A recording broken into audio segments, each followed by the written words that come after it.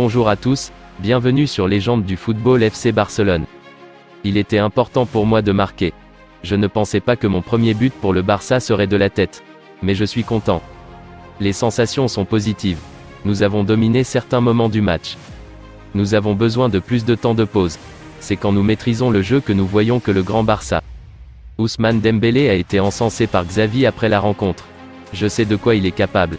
Cela me réjouit, j'adore comme il joue, son attitude, les différences qu'il crée en attaque et son travail défensif, a lâché le technicien Blaugrana. L'international français réalise un début de saison de haute voltige et pourrait signer son grand retour en équipe de France lors du rassemblement du mois de septembre, en marge de la Ligue des Nations. Les Bleus affronteront l'Autriche et le Danemark. Xavi a également eu une pensée pour Pierre-Emerick Aubameyang, parti pour Chelsea dans les dernières heures du mercato estival. Aubameyang nous a beaucoup aidés, en tant que personne, c'est un trésor, il a toujours le sourire et s'est toujours bien entraîné.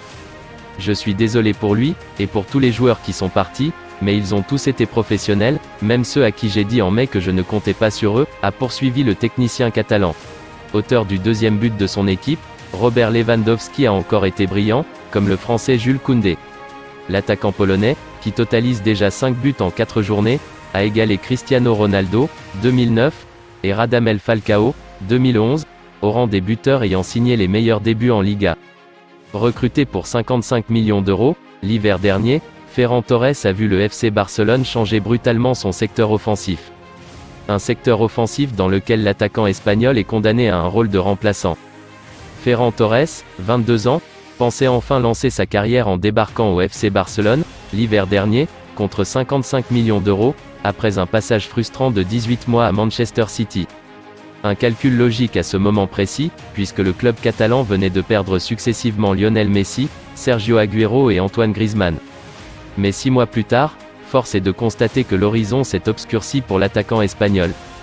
4 joueurs, largement, devant lui en effet, le vice-champion d'Espagne a décidé de tout changer pour miser sur des titulaires en puissance.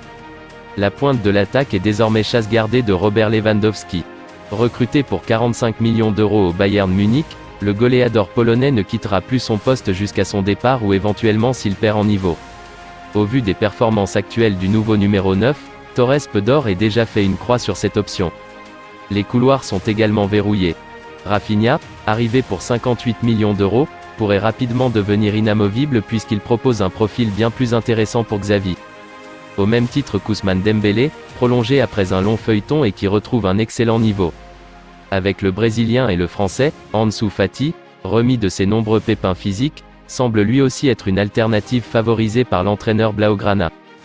Du banc de City à celui du Barça alors qu'Adama Traoré est retourné aussi vite qu'il est arrivé du côté de Wolverhampton, que Pierre-Emerick Aubameyang a été transféré à Chelsea, Torres peut légitimement s'inquiéter pour la suite. Du temps de jeu, l'Iber en aura forcément avec le calendrier très chargé qui se profile. Néanmoins, il devra se contenter d'un statut de joker, exactement comme lors de son passage en Angleterre. Vraiment pas le meilleur moyen de préparer la Coupe du Monde. Que pensez-vous de la situation de Ferran Torres au FC Barcelone? N'hésitez pas à réagir et à débattre dans la zone de commentaires. C'est tout pour aujourd'hui, n'hésitez pas à ajouter des commentaires, abonnez-vous, ça coûte rien du tout, je compte sur vous, un grand merci pour le soutien, à la prochaine vidéo pour la suite de l'actualité.